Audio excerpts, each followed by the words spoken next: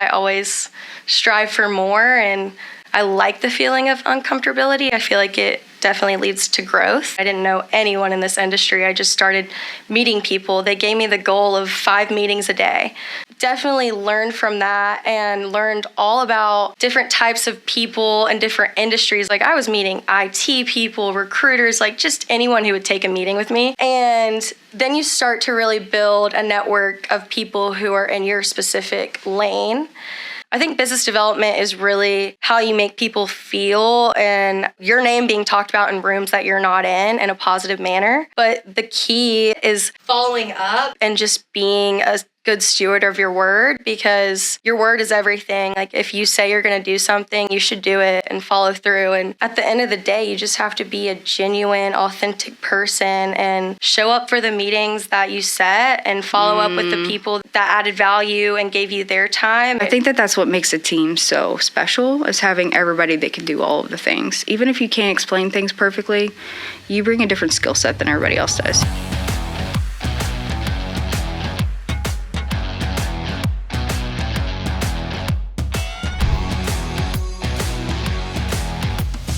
Welcome everybody to Pressure Tested. Carson, I'm so excited for you to be here. I'm so excited to be here. Not only are you far and away our youngest guest, but you're one of the guests I'm just most excited about because I'm so in awe of how you do it all. I think you are so far ahead in your career for your age. And as somebody who's not still in their 20s, I'm so in awe of just like how you manage to still have all of the fun in your 20s on the weekend and still get to the office at 8 a.m. on Monday. I think that that's truly... 6:30 on Mondays, actually. 6:30? Oh my God, I haven't been anywhere at 6:30 in the morning in 15 years. That's insane. We just have a bunch of internal calls. I got to get prepared for the week. It just makes sense for me to be there early. Okay, that's fine. But what time did you go to bed on Sunday night? I try to go to bed at like 10, but honestly, like I'm not really an early bed person. Like I can wake up early and get only 6 hours of sleep and be fine. Or less. I mean, a lot of times less, especially when I'm going out and the music festivals and all the things. Okay, I fully intend to tell everybody what Carson does and what she does really great, but I just want to talk about music for a second. I feel like you were just such a lover of music, and you build a lot of your life around going to different bands and just seeing different live music. So just kind of tell me a little bit about how that evolved into what it is today. Yeah. So I grew up going to concerts, primarily country, like mainstream country, like we were talking about. I think Jason Aldean was one of my first concerts I ever went to. And then in college, I started to get into jam bands because it was just the Alabama thing that everyone was doing. The people I was hanging out with were listening to like Fish, Widespread Panic, and Grateful Dead. And when I went to a show for the first time, which was actually after college because I was just broke in college, could not afford to go to shows. But after, it was, I mean, the most amazing experience I've ever had. So I just fell in love with it. And there's just no feeling or explanation to what going to a jam band show offers. Like you just have to do it yourself is what I have to say about it. But I saw Billy Strings for the first time about 2.5 years ago, and then now I've seen him about 10 or 11 times. And people think that's crazy, but the whole lore of jam bands, especially Billy and Grateful Dead, they never play the same set list. So every single night is different. The way they play the songs are different keys, different tones, and they bring like people on stage. So it's always a unique experience. And I feel like in this day and age when everything is AI generated, it's hard to replicate, a live performance. Okay, I really like this. So when I was about 16, I went through like my Fish phase, and like I have no idea. A couple of songs that I will still turn on to this day. Like I remember Wasted, Farmhouse, like those are my 2 favorite Fish songs. But like Trey Anastasio stopped touring a long time ago. So no, is he still out there still doing touring? it? I actually saw Fish in July in Austin. Really? It was so epic. That was my first time seeing them. So then I went to Grateful Dead's 60th anniversary in San Francisco, and Trey Anastasio Band was opening the third night. Oh, okay, cool. So that was pretty So he's epic, still out there doing his thing. It's 2 different bands that he has, though. Okay. So Trey Anastasio Band has, like, a full brass section. I think they have, like, violins and just... all the stuff. It's probably, like, 14 people in the band. And then Fish is only 4 people. Really? Yes. Okay, So, but people... I remember when I was 16, and there was, like, movies made about this. Like, people would just follow these bands around. oh, that's what are they called? a big thing. They're called, like, wooks. Okay, I've never heard that expression, but like they build their entire life around following these bands around, and like they'll figure out like ways to sell sandwiches and like things that they do at these concerts, right? Oh, yeah. Like, is this still a thing? It absolutely is a thing. It's called The Lot, Shakedown Street. Wow. And people go from show to show, just touring the whole country, selling grilled cheeses, T-shirts, Yes. pins, patches, like everything under the sun. And of course, I buy it all, you know? Yeah. But it's such a fun time. And actually, so I went to Dead and Company at the Sphere. Okay. Oh, that's last cool. year and the year before. So it was a pretty cool experience, but they had to have the Shakedown Street inside, and it was like in a hotel, like, convention conference Vegas. area. So it was kind of weird because it wasn't outside, and just, you know, there's a lot of things going on. But I think at the end of the day, what brings everyone together at those types of shows is just like kindness and the love of the music. Nothing else matters in that moment. I love that. Yeah, that's what It's brings like me back every Woodstock single repeating. time. Exactly. I would love to go to Woodstock. Yeah. That's so cool. I had no idea you were a Fish fan. That's awesome. I have just been through so many different music genres in my life, and So what are you at now? you know, just recently I kind of moved back more into like an indie rock phase. Like, Okay. I'll find bands and I just really attach to these bands, and like based on like my algorithm and so Spotify will just kind of curate these playlists, and you know, like I listen to a lot of music. I consume a lot of music, and there's things that just stick with me, and there's things that don't. Like yesterday I was here till like 5:30, and I was like, which is very late for a Moss Utilities employee. Like we bail out of here at like 4:00. Like That's great. We're the Good last people. company culture. I love that. And like I was just like, I heard this song come on. I was like, oh my God, what? Holy crap. Like I just stopped doing what I was doing. I was like, that's the song, man. That's the song I've been waiting for. It's like you just sit back and you wait for like this music to come into your life, and you're like, that's it. That's the moment. Yeah. That's what I needed to hear to get me to like my next music phase, my next day, my next hour. Like that's it. Yeah. I'm a huge music fan. And then you go on a deep dive of that artist, I'm sure. Deep dive. You have to see them live at some point. I'm going to start following them on Instagram, Of course. full on stalking these guys. I'm like, what city are you guys in? I'll follow you. I'll be at all of your shows. Literally. I know. There's just something about live music. And going to smaller shows is actually where I have the most fun. 100%. So something you said, we were talking on the pre-podcast phone call, you said, I like to ask people in a business development setting, what's your favorite concert? Like, what was your favorite concert moment? And I walked away from that conversation. I love insightful moments like that where I'm like, this is how she relates to people, how she connects to people. And I was like, what's my favorite concert experience? I had to like really think through this. Exactly. And I don't know if you know this band, but you should check them out. Phosphorescent. They're kind of like an indie alternative, kind of almost have a country vibe. They're really cool. The first time I ever heard their music, I was walking through ACL. I was like probably drunk, trying to find a sandwich, and Song for Zula came on, which is one of the best songs ever written. It came on, I heard it, and I was like, what is this song? And it drew you in. It's like, what is this right now? I love that. And then I went to one of their shows, best show I ever went to, cried like a freaking baby. It was just amazing. Like everybody there cried. Like it was just such an amazing experience. I'll never have anything like it again. Okay, sorry, long music intro. We are done. That. We are wrapping that up. We are on to business. This is a business podcast in case anybody was curious what they were doing listening today. Carson, you're a badass at business development. Well, thank you. You have not been in Dallas very long, and everyone I know knows your name. Oh my gosh. How does that work? Tell me about your like career trajectory. No, they do, man. A lot of people know who you are. For somebody so young, they already respect you so much, which I just think is incredible. Tell me about how you got to where you are today. Yeah, so I mean, I pretty much stumbled into this industry in this role. I started working when I was 14 at a It was Lulu's Donut Shop. My cousin owned it, so I worked there for a few years, and then I started working at a pancake house, and that really taught me. I mean, I was a server. They gave me one table.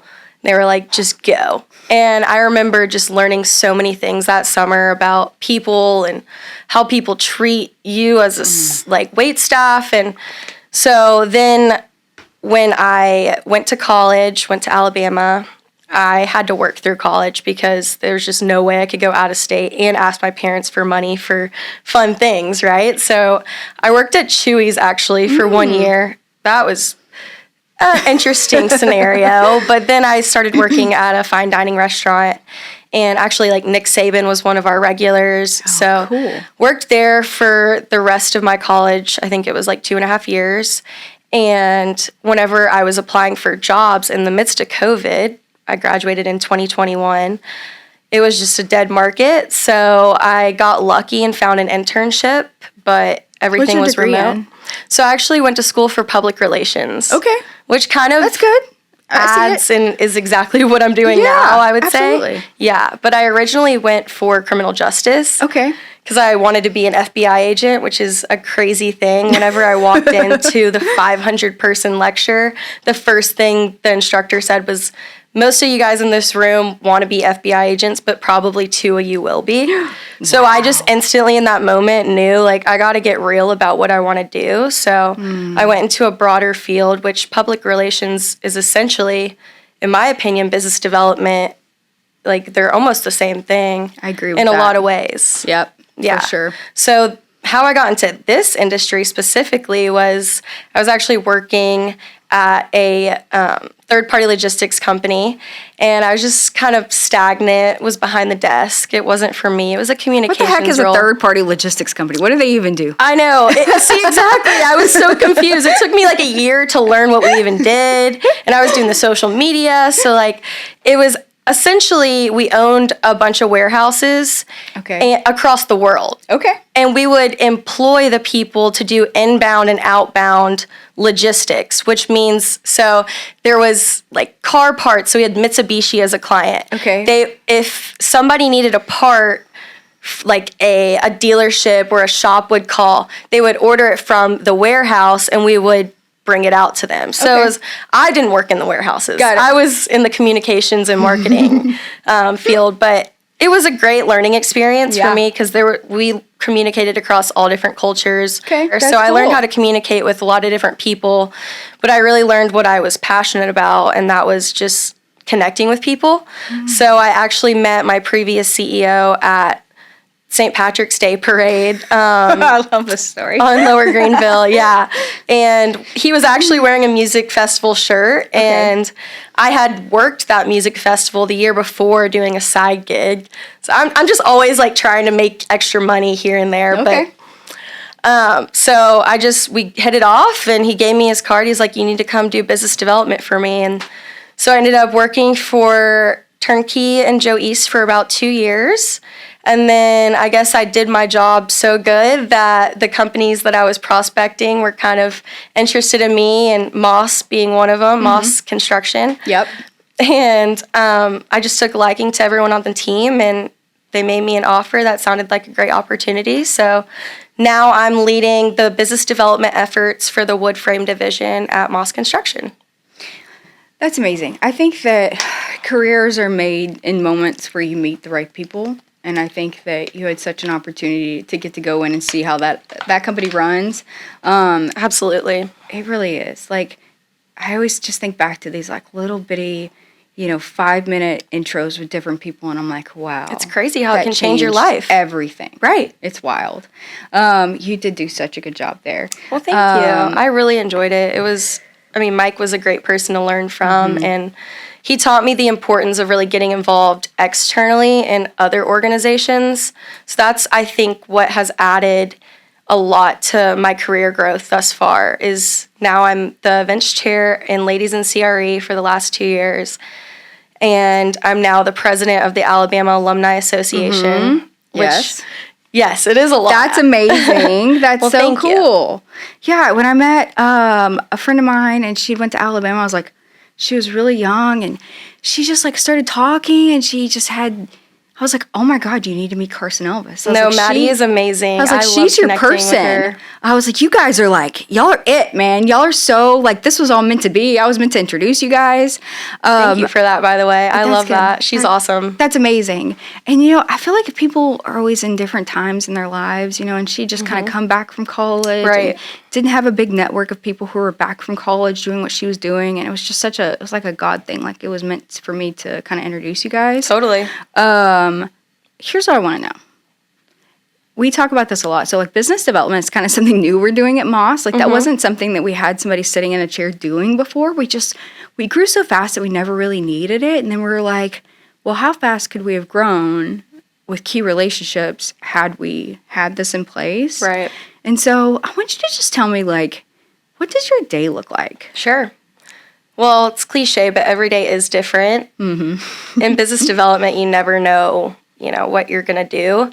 But time management is key because you do make your own schedule. So I typically have a coffee in the morning with a potential client, somebody in my network that I just want to connect with. And then I have a lunch typically. If I don't, I go to the office and I try to make my rounds at the office. I really prioritize building internal relationships because that's my whole job, right? Is to support the operations and to bring them business and to be that liaison between the client and them. So that's important to me, is to really spend time at the office. But so I try to go at least 3 times a week, which I think some business development people stay away from the office, which, you know, to each their own. But Absolutely. I think if we're all in commercial real estate, it makes sense to go to where they're paying the lease, you know, you know, this is the industry we're in, we're building offices. So that's the whole point. And I think it's really the point of life, is to connect with other people. And that's something I'm super passionate about, that I feel like I do pretty well.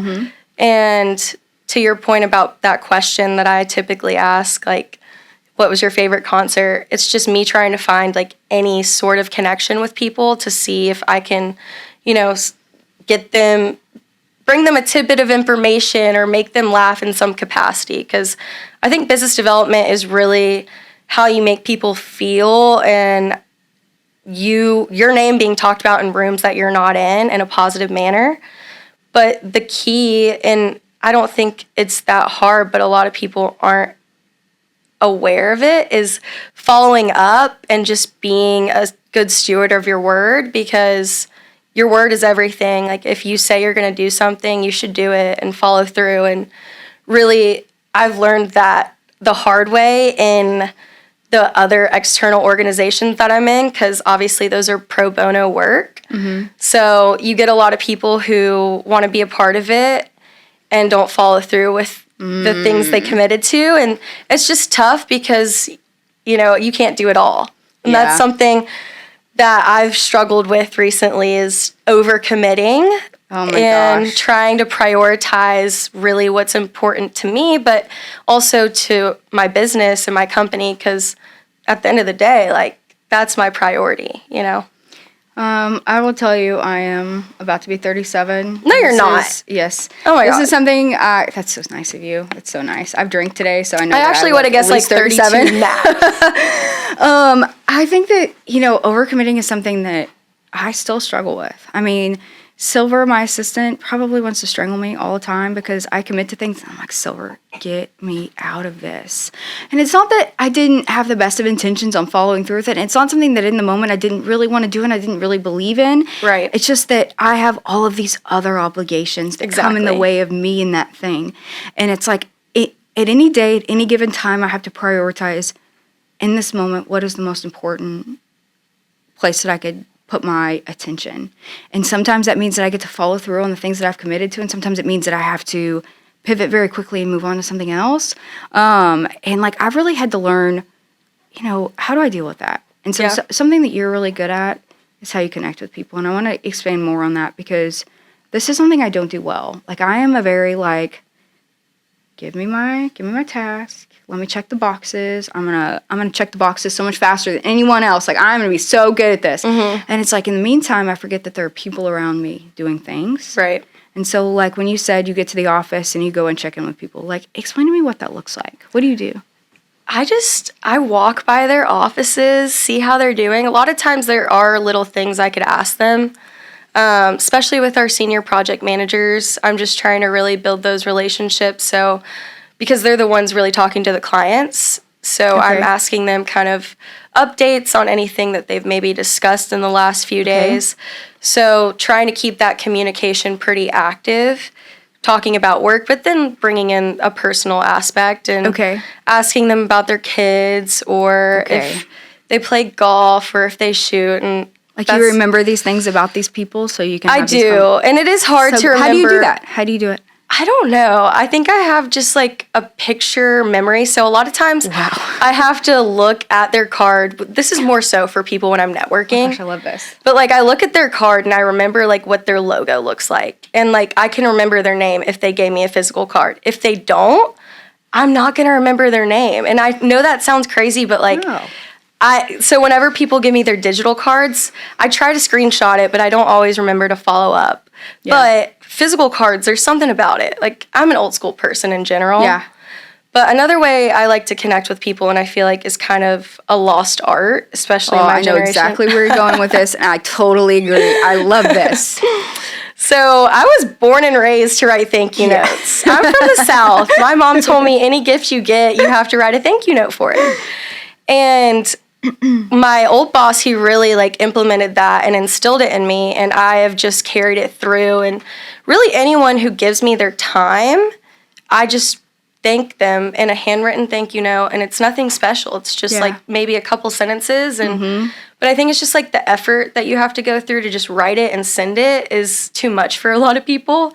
But or they think it's weird. I don't know. I think there's a line, like if your client, office is at home, maybe don't send them a note, like you just have to be intuitive about it. I understand where you're going with that. Carson, when I got your note after we went to breakfast, I was like, holy smokes, I can't believe she sent me a note. I can't believe that she took the time to sit down, rethink about what we talked about at breakfast, put that down on a note, find a stamp. Like, where do the stamps live? Somebody let me know this. And send it to me. And I just thought, that's it. Aww. She gets it. And, I've had other people send me notes since then. And people send me, I don't know why people send me stuff, but they send me gifts. And I'm like, okay, cool.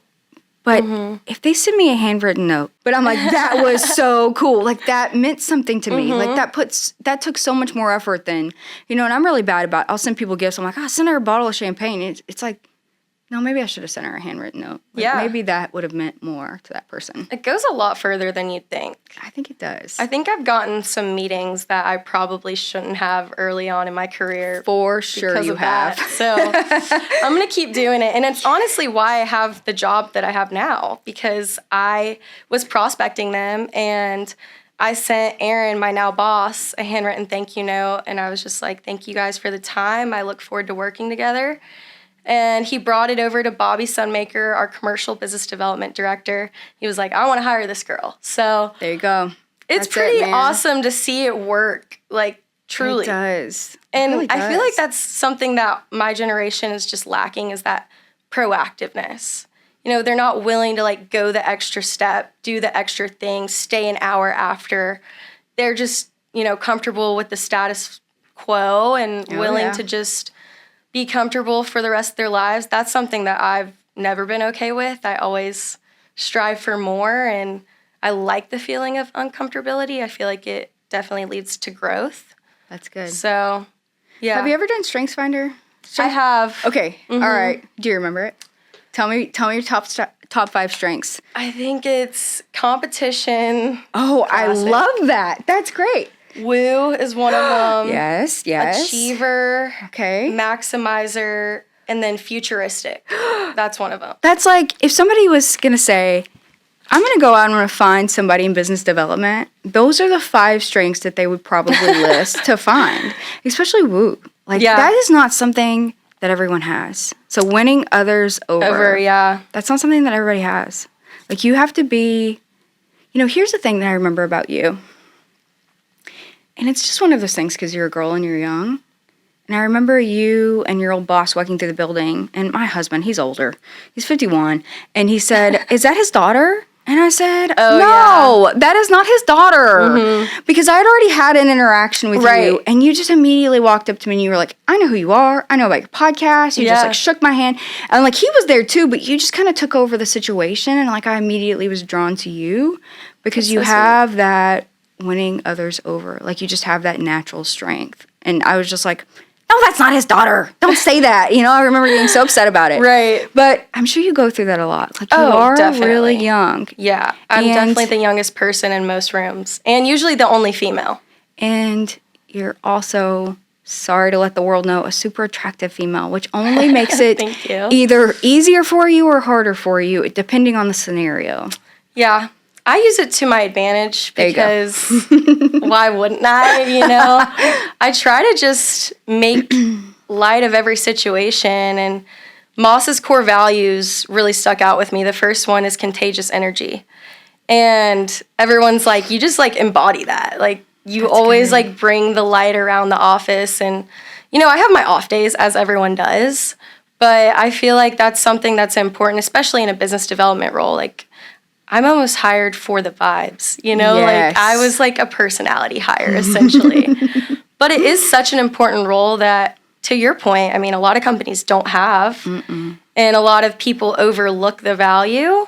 But when you're in a company that is positioned the way we are, and we're trying to win business in Dallas and really build a brand for ourselves, it just makes sense to have like a spokesperson, so to speak, for the brand. And we did only have one, Bobby. He was a commercial, but now specifically I am focused on wood frame, which is a very interesting niche, just different market. I have no idea what that is. Yeah, most people don't, and I'm not gonna lie, I didn't even know for about the first week. I had to like really deep dive, and I still don't know all the ins and outs, but it's essentially just framed with wood instead of steel or concrete. Okay. Just a more affordable type of construction. Right. So the building materials are just more affordable. It's primarily lumber rather than concrete or steel. And it's really garden style, which is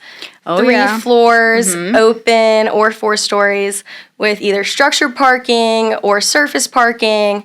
Also wraps, which means it's like internally, the hallways are internal. Okay, yeah.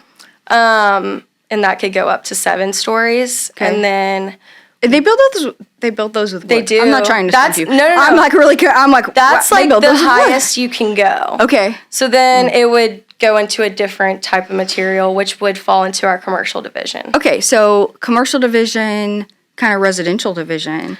Do you guys do like single family rental stuff or like we'll do build to rent. Yeah, we are doing a few build to rent. Moss Heating and Cooling provides HVAC for those build to rent communities if we ever need to get together. Yes, we do. We definitely do. Now we know. I didn't know that, so that's really great to know. Yeah, we've done a couple of Taylor Morrison projects. Okay, yeah. So yeah, we do that work. I'm not going to say that we're a multifamily HVAC company because we're really not, but we like that single family application. We can definitely do that. So we should talk about that. Okay. But now I know what wood frame is. I didn't know before. Sorta. I mean, I think my boss could probably explain it a lot better than me. But honestly, I think it's just the type of material and it's essentially just a different asset or a different class of trade partners that are just a little bit more affordable because that's their specific niche rather 100%. than people who are doing steel and concrete day-to-day commercial work. Mm-hmm. So they're not really competitive. Commercial subcontractors are not as competitive in the wood space. Yeah, you're 100% right, because one of the reasons we're not a multifamily contractor in HVAC is because that work is god-awful cheap. Yep. And we can't compete. We can't do it at that scale. Yeah. We've seen some of the prices around that, and we just kind kind of scratch our head and we're like, we either don't know how to build that or we don't understand. They have way better pricing than we do. They have way better subs than we do. Like, we just don't really understand it. Right. So you're absolutely right. Because we'll do commercial work, but we can't get that cheap on work for multifamily. So and that's wild. totally fine. Yeah. And I think that's actually good if you stay in your one lane, because I feel like you'll thrive and probably get more business in the long run if you're not trying to do everything. Yeah, I think that we've figured that out. Like, we diversify a little bit, and I think it's okay to diversify a little bit, but you definitely have to figure out what you are and aren't good at. Yeah. You said something to me, and I think that it's always important to point this out. You said just a second ago that your boss could explain it a lot better than you Yeah. can. I'm sure that he can. But I think that you always have to remember that that's like his skill set, and your skill set is being able to walk into a room and connect with somebody. Because that guy, don't know him, sure he's great, but he doesn't have that. And so I think that that's what makes a team so special, is having everybody that can do all of the things. Even if you can't explain things perfectly, you bring a different skill set than everybody else does. You'll figure out exactly what you're supposed to say in that scenario. Yeah. I'm only 4 months into the role. You're at least getting a million people's things to attention. learn. Yeah. That's funny. Okay, so we touched on your day a little bit. So we got to the morning coffee. Yeah. So morning coffee / breakfast. Yeah. You have somebody. You might go to the office, try to connect with people internally. You go to lunch. Or lunches. External lunches. Or events. How many customer touches do you think you get a week? I would say, that's a loaded question. Per customer? Or? Just touches and opportunities. And I'm going to talk to you a little bit more about how you distinguish what a true opportunity is. But, like, how many times are you outside, like, focused on the business? Like, I'm asking you this because we want to build kind of a role in Moss Heating and Cooling. And I'm like, what should I really expect from this person? Like, should they have 8 customer touches, or should they have 3 meaningful customer touches? What does it really mean? Yeah, I think when you're new, the more the merrier. You need to meet everyone. That's how I started. I didn't know anyone in this industry. I just started meeting people. They gave me the goal of 5 meetings a day. So I tried to do that, which was insane. Yeah, 5 meetings in person. But I definitely learned from that and learned all about different types of people and different industries. Like, I was meeting IT people, recruiters, like just anyone who would take a meeting with me. Okay. And then you start to really build a network of people who are in your specific lane. You start to get to know those people, showing up at the same events as them, which there's a million organizations, and I could get into that. But, you start to really, like, build a community of business development people, and then you'll meet one-off people at different luncheons. And then I try to always follow up with people with something that I said. But truly, I feel like every day looks different and every touch point looks different. And I think that's, you're probably on par with quantity over quality. But I just think it matters where the person is in their career and where your business is at. But I am now seeing that quantity, especially as a human, you can't do everything. You know, like, I try to be active every single day and, like, go to an event at least 1 or 2 times a week if it's available, or just have at least 1 client meeting a week, which we don't have, like, a million clients on the wood frame side. Yeah. So that's totally fine, or prospective clients as well. Right. But I'm also just meeting anyone that's in the industry who could potentially connect me to other people. So I feel like you just have to get to know people, be interested in what they do, and try to connect them with maybe somebody else that you think would be valuable for them to connect with. Yeah. To your point, Maddie. Yeah.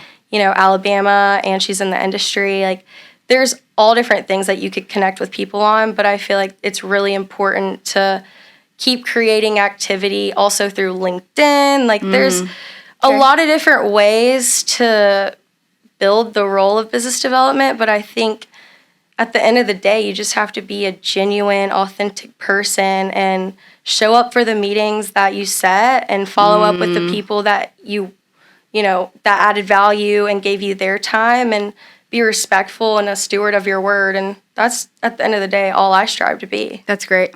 I love that. Okay, so somebody that is just starting out, maybe they're young, maybe they're just starting out in business development. Like, what advice do you really give them? Do you give them the advice to say, hey, go join one of the major groups, like go join Texo, go join Ladies in CRE, which I really want to join, and I seem to not ever be able to circle back to. But we have an event next Friday, so I'm going to show you after this. Okay. All right, I'm going to hold you to that. Okay, I will. Hold me to actually showing up. Silver's here too. So somebody help me get to this event. What do you tell them?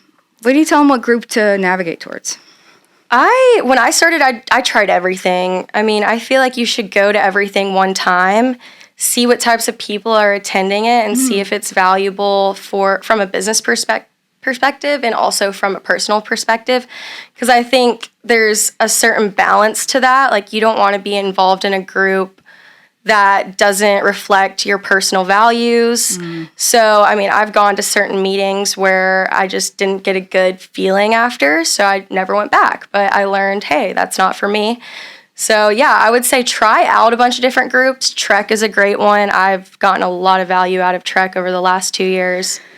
And Ladies in CRE is a great one. It's I don't know free. that I know Trek. What? The Real Estate Council. Oh, very good. Yep. I was going to say, I saw Sean at No, it's Fight so Night. funny because I set that whole thing up. So that was my friend. Yeah, it was my friend. She works for JNL. I thought maybe I just got that wrong. I don't know. Her name's Gina. We were gonna go because of that. I set it all up, and that was the week I hurt my back. I missed my concert. I missed that event. I missed 3 other things that week. And literally, I'm laying in my bed on Friday night, and I'm just hating my life. I'm I was going to have the best week of my entire life, people, and I am seriously watching Vampire Diaries for the 100th time. What am I doing with my life? I was so disappointed. There was a point to this. So, Trek, so that was really good for you. Okay. Yeah. All right. I have been involved with Young Guns, which is the 35 and under group, for about a year and a half, 2 years. But I volunteered at Fight Night for the past 2 years also, which if you don't know Fight Night, I think everyone listening to this will probably know. Yeah.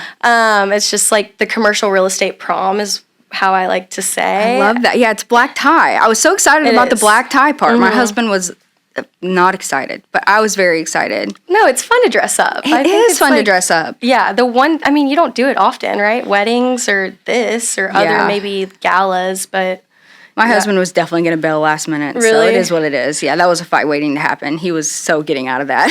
Well, you didn't miss all too much. I think it's a valuable way to really connect with other people who maybe don't go to every other event because it's such a special night. Oh, yeah.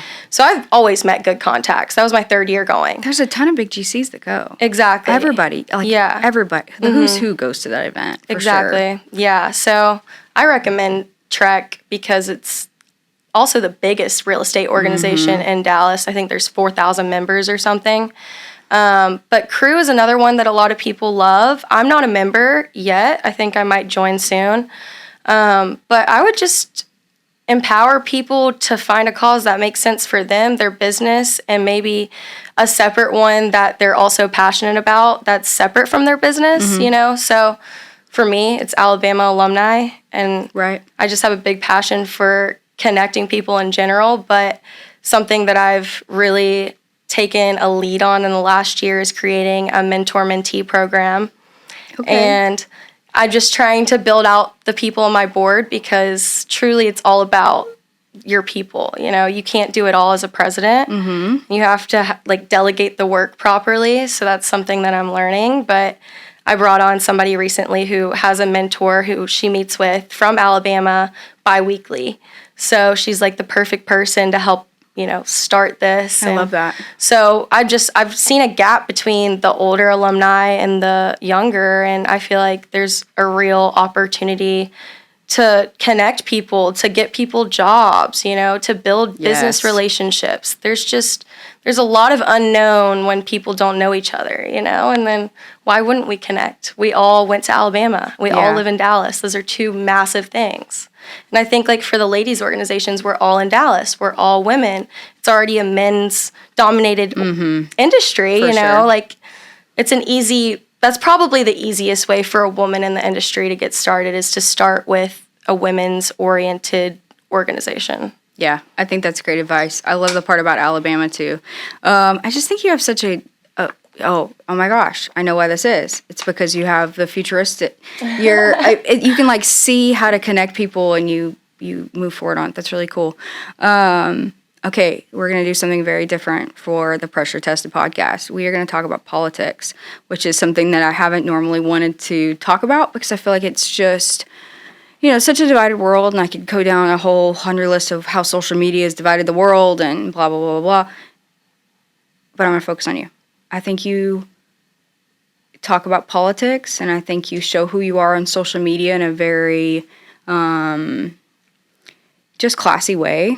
And I really like that about you. So tell me a little bit about your passion behind some of the stuff that you support on social media. It definitely spirals from how I was raised. My mom is extremely passionate and very conservative. I kind of have moderate, more conservative leaning views, but I just think in a world where everything is publicized, a lot of people are being fed false information, and I think that is the true downfall of politics right now, is people are scared to have a just regular conversation with people who don't have the same opinion as them.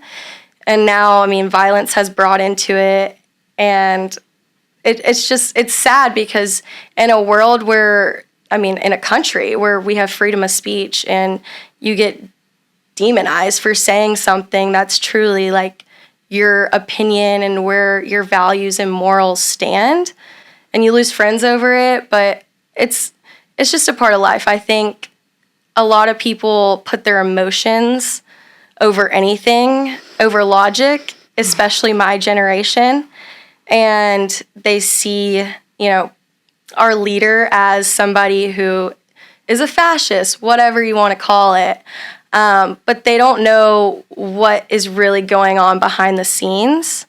And I will say, I don't think anyone knows what's going on behind the scenes, and I think that's the true, terrible part of it, is really, they're trying to pin both sides against each other and make us just hate each other, and when we should all just be okay with talking openly about our views. Congratulations on being able to have an opinion and being open about willing to talk to people about that opinion. I think a lot of women I know, a lot of people I know have such a strong opinion one way or the other that they can't sit and have an intelligent conversation about that. So congratulations on being so young and being able to have that conversation. Well, I appreciate that. I think that there are a lot of people that look up to you for that, and I think that that's super important. And I think that that's part of people's brand and who they are is what they believe. And I totally agree with this idea that,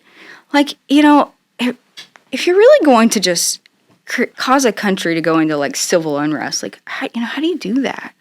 Well, you pin them all against each other. Exactly. And how do you pin them all against each other? Well, create this platform that they can all fight each other on, and blow up these ideas and feed them all misinformation about how things really are, and let's just see what happens. Mm-hmm. And it's that's where we're living right now, and it's just a wild world. I'm somebody that kind of just did a very difference in opinion from the time that I was young. I just didn't have a lot of people telling me what to believe, and so I kind of picked a side, and I picked I grew up very liberal, I had all these different beliefs, and as I've gotten older I've become so much more conservative, but I'm still one of those people that have a lot of central beliefs, and so I always feel I'm one of the few people in the room that can sit down and just have an open conversation with people about what they believe and walk away from that room without saying, God, what an idiot for them to think that way. Mm-hmm. It's why can't we just all be a little bit more tolerant to having open conversations about politics? Why do we live in this world? This is crazy to me. Right. I'm in complete agreement. I feel it's so divided, and I've lost a lot of friends in the past really year, but I feel you just find out who really matters in your life, and if they respect you as a person, they'll respect your opinion and agree to disagree. But that's just, it's hard to find those type of people there's just, there's people on far both sides. And I know people who are extremely radically conservative, and it's a lot of times excessive, or the other way around. But I feel like them trying to pin us against each other is just exactly what they want to happen, especially with social media and everything evolving and everything being able to be publicized immediately. It's a cruel world. So it is a cruel world. Hopefully we can, bring light to just open-mindedness and having just honest and understanding conversations, because I feel like a lot of times when you try to talk to somebody on a different side than you, they just kind of throw back aggressive comments and no true response that was researched or facts, really. And it's hard to have a civilized conversation with those people, and they're just not willing to open their mind to other views. So I feel like, I don't know, my biggest thing is I feel like everyone should be open to listening, and open to hearing other people's opinions, even if you don't agree with them. This was so good. I'm so glad that you were the person that I got to have this conversation with. I think you did so well. Thank you so much for joining me on this podcast. Thank you so much for having me. This is amazing.